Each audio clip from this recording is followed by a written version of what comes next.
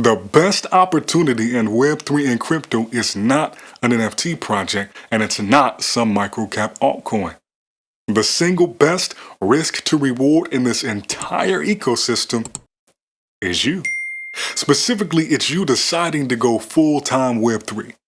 And if you're serious and know what you're doing, you could be making over $127,000 a year to help take this space to the next level.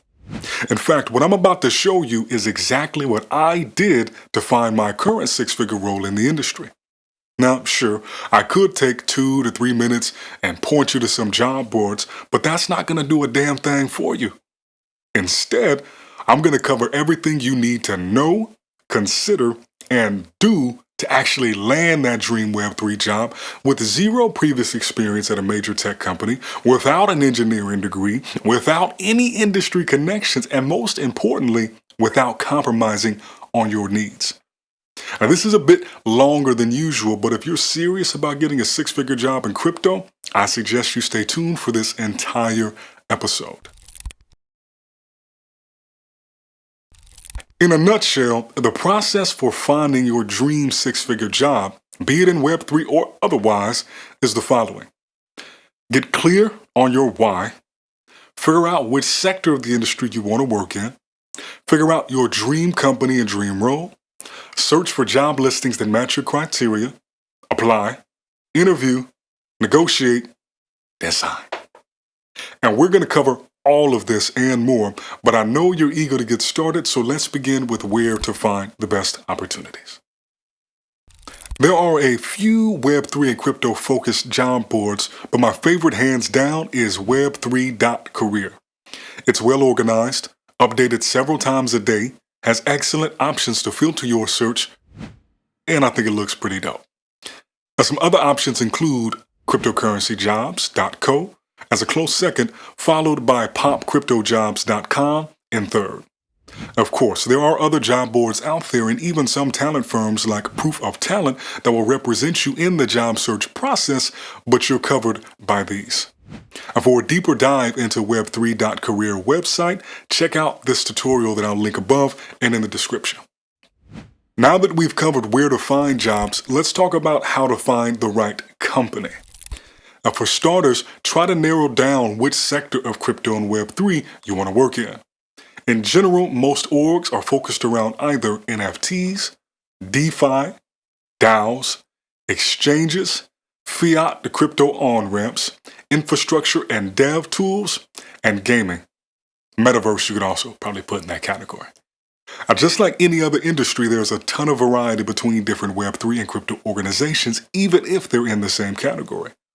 To best gauge the potential fit or compatibility of a company, you need to assess 3 areas: their mission and vision, the culture, and compensation. What's the core thesis driving the company forward? What's the big solution to the big problem?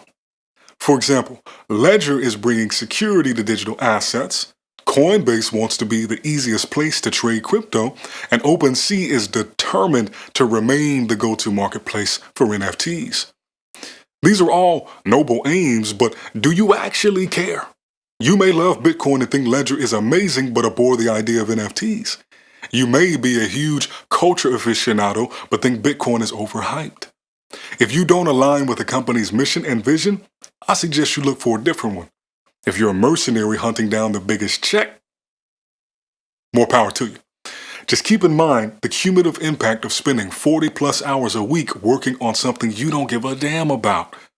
Patience and diligence are key to securing the bag while doing work you enjoy. Culture. From DeFi degens to yield farmers to mint flippers and metaverse maxis, the culture of your future employer is going to impact your experience as a working professional in Web3 and crypto more than anything else. And yes, that includes compensation, which we'll get to just in a second. Now, that's not to say you'll be over the moon about every little detail of the culture, but certain nuances are pretty impactful, like the vibe. Now, once you start looking into a company, the overall vibe check really begins in earnest. What do you notice on the surface, and what can you gauge beyond that?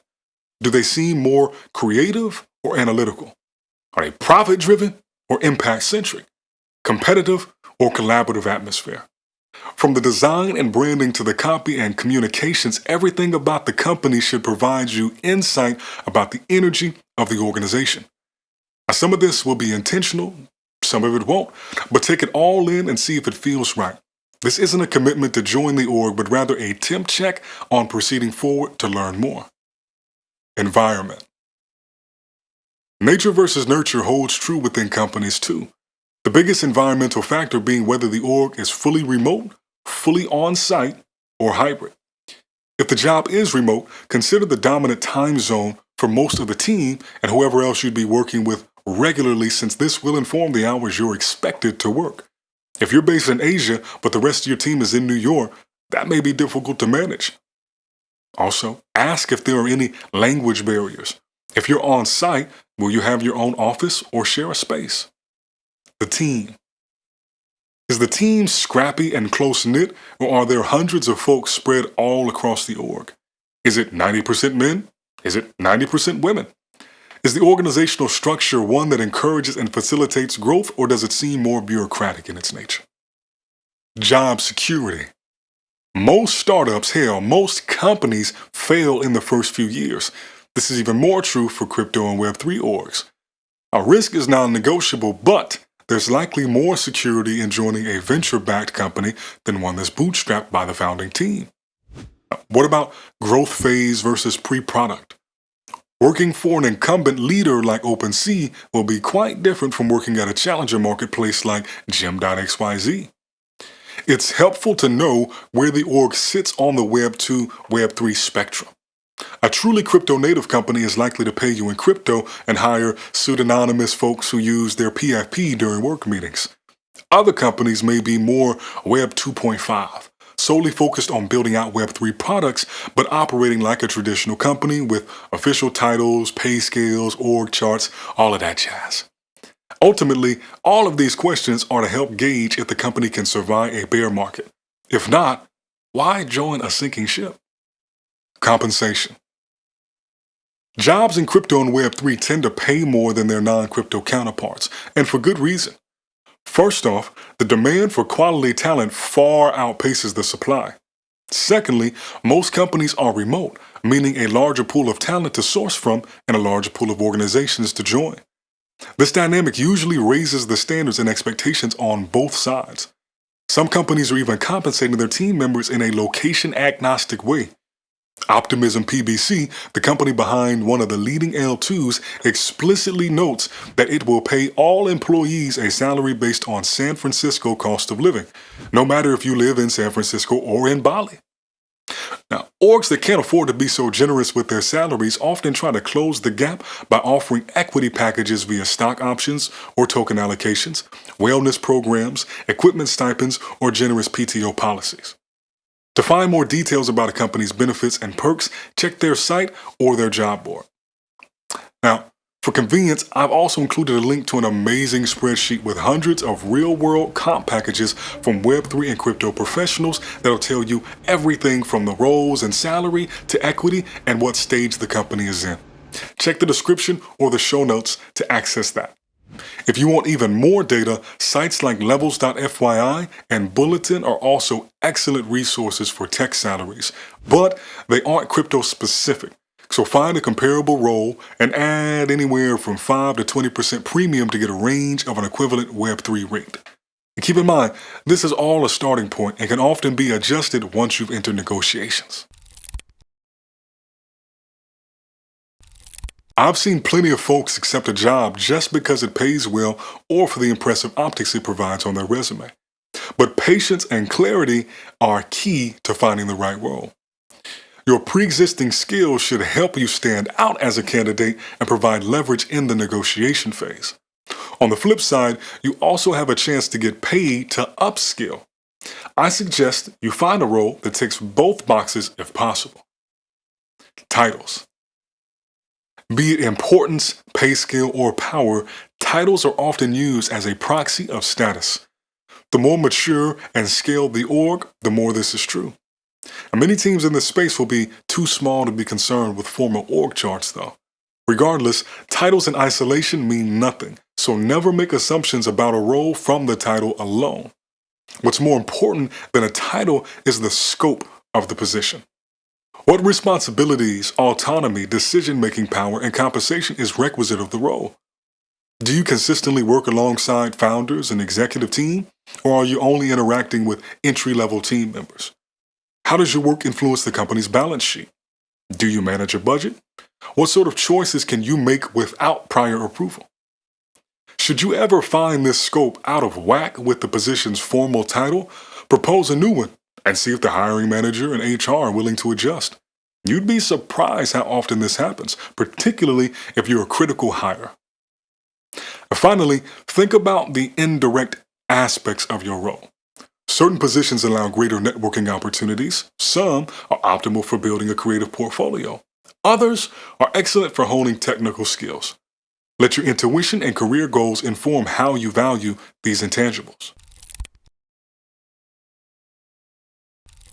Finding your dream job starts with establishing a deep understanding of what's compelling you to change jobs in the first place. In most cases, there are 4 key factors at play: your motivations, your needs, your objectives, and your timeline. Once you give these enough thought, you're much more likely to find the right fit. So let's talk about motivations. What is the main force pushing you to seek out a new position? In essence, why do you want the job? Your surface motivation is probably money, but it may be something deeper. Perhaps you realize you want to travel more, but you're stuck on site or in an office. Finding a remote job will free you up to explore the world. Or maybe you've hit a plateau in your corporate job, so now you want to try working at an early stage startup for the increased variety and greater agency. Again, it's perfectly fine to have money as the main motivation, but it's probably not the only one. Needs. There's a saying in the South that goes, "A closed mouth can't get fed." Simply put, don't expect to get what you want if you don't communicate what you want. When you're applying and interviewing, you are establishing the context and expectations of how things will flow once you're working in that new role. Accordingly, you have to communicate what you need to feel appreciated, respected, and secure in your new position. If your main motivation is money, what's the number you need to accept an offer? For some, 100K is a dream come true. For others, $250,000 is the minimum. If you want to travel, you may prefer a 100% remote company, but you might also need it to be based in a certain time zone to ensure you aren't working wild hours. If you want a taste of the startup life, substantial equity or guaranteed severance package may be top of mind for you. Gone are the days of working 30 to 40 years towards a pension or retirement package. So, odds are this probably isn't your final destination, but instead a meaningful and growth-inducing stop along your journey. Now, maybe you want to give it 6 months to see how you feel about the role, the company, or the space in general. If you're looking to capitalize on any equity, that may come with your comp package. You'll need to stay at least 1 year for your first vesting cliff, with full vesting after 4 years.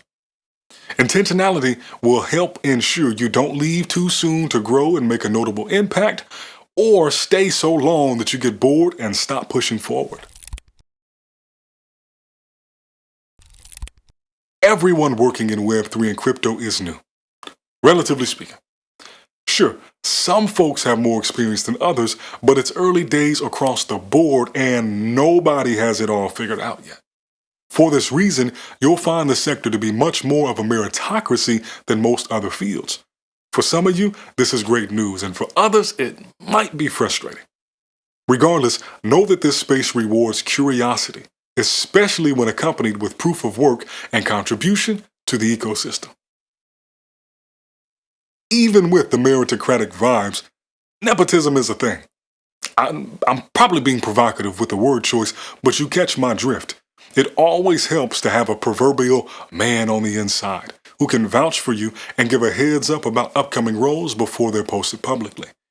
If your network isn't as robust as you'd like, get active on LinkedIn and Twitter specifically. The crowds are different, as are the opportunities, but both are places you need to be. Now, as important as merit and inside connections may be, you may not even get a screener interview if your resume or cover letter is off. Look, it's an open secret that there's usually some software tool that screens all incoming applications to check their resumes for certain keywords related to the job. If your submission has the $1,000,000 words, you pass to the next stage. If not, you ain't getting a job. But the fix for this is quite simple.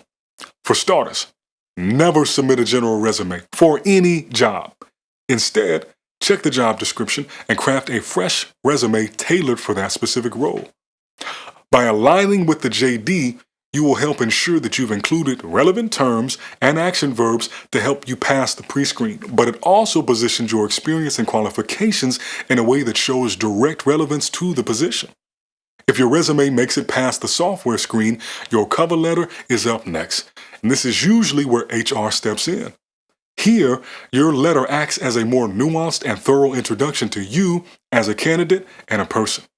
Again, many drop the ball because they treat this cover letter as optional just because the job description said it was. But listen, it ain't optional. Use this opportunity to sell yourself as the best candidate, provide context for your work experience, and communicate whatever else you want the HR team to know. As with your resume, it's a good idea to have a general cover letter that you use as a starting template for each tailored letter. This will save you time, but ensure you consistently communicate your main points while still tailoring each to the specific application. Now, to help out with this, check out the description and show notes for a link to the template I created to land my six-figure Web3 job. You're welcome. Let's talk about the actual application. If you followed everything we've discussed so far, this process will be simple. But here are some key tips to give yourself the best shot at landing an interview. 1. Do not spam applications. If you're sending dozens of applications in a day, you don't know what you want, so go ahead, run this whole episode back, and follow the steps laid out. Besides, this kind of volume means it's unlikely you're tailoring each resume and cover letter for the specific role, which is critical for reasons already mentioned, but it also makes it more challenging to keep up with everything once HR teams begin to reach out to schedule interview times. 2. Do not apply through a job board.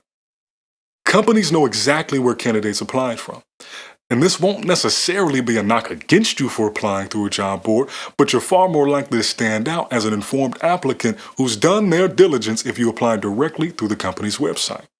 More importantly, though, you'll find the most recent openings and postings here versus the job boards, giving you a chance to apply before most even realize the roles available. That's alpha. 3rd, do not apply for multiple jobs at once. Recruiters prefer candidates with focus and a clear sense of their unique value add. Applying for multiple roles conveys confusion about your capabilities and even your understanding about what the role entails.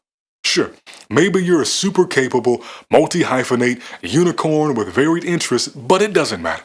Apply for one role, get your foot in the door, and then communicate your flexibility after you've built sufficient rapport and developed a better understanding of the business's needs. Now, instead of coming off scattered and confused, you come across as the intuitive all-star the org didn't realize it so desperately needed. 4. Clean up your social media. Folks are going to vet you, so make sure your public profiles don't undermine your job pursuit. Now, I'm not saying it's fair, but people will judge what you do in your personal life as a proxy for your professional qualifications.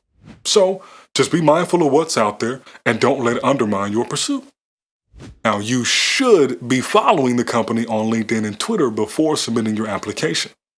If the recruiter or screener is researching your social media and notices that you don't follow the company, they may get the impression you aren't familiar with or genuinely interested in the company, but just looking for any old job that'll hire you. Once you've applied, find the HR or hiring manager on LinkedIn. Connect with them and let them know you've applied. Be kind, be natural, and be succinct. Next tip is to wait to apply to your dream role. Use your first few applications as an opportunity to refine your resume, cover letters, and interviewing skills leading up to the dream job. This helps you work through any mistakes or bad habits in a lower stakes environment. Assuming all goes well, you can now use these early offers as negotiating leverage in your dream role. Huh! Do make sure to use a professional email address when applying. Doing so communicates that you are employed or have a business, which further insinuates that you don't need a job but are exploring your options. This personal-professional separation also helps you stay organized as more emails come in from recruiters and HR managers. Cliché as it may sound, interviewing is truly an art. It's a date, a sale, and a presentation all at once. There's entire books dedicated to this, but here's the crash course. Number 1, smile, smile, and smile some more. Recruiters meet a ton of people, and many of them are forgettable, even though they may be qualified. Smiling sets a welcoming tone and shows you have great energy. 2, have your pitch ready. I can guarantee they're going to ask you to tell me about yourself within the first 60 seconds of the interview, so prepare the answer ahead of time.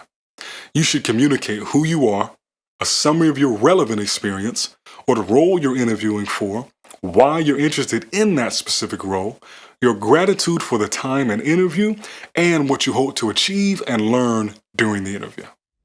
3, do your research and don't ask anything that you could find out from the website. 4, always ask questions.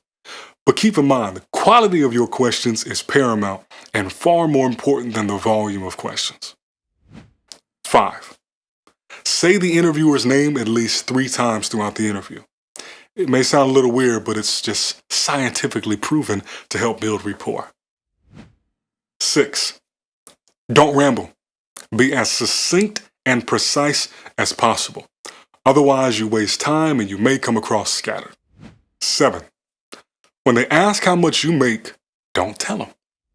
8, when they ask what you expect to make, don't tell them. If you give a concrete number and it's too low, you miss out on earning potential. If it's too high, they may consider you too expensive to hire. So what you want to do is delay the money conversation as long as you can and focus on building up your stock. When you finally do start to talk numbers, you'll be in a much stronger position to negotiate for what you deserve. 9, send a short follow-up email once your interview is over. Thank the interviewer for their time and mention something that you learned or appreciated about them. Also restate your enthusiasm for the role and communicate that you're looking forward to the next step in the process and are available to answer any questions in the interim. So, you've been offered the job. Congratulations! Now comes the final piece of the puzzle, the negotiation. This is a rich subject that we don't have time to do true justice, but I've got some suggestions that'll help.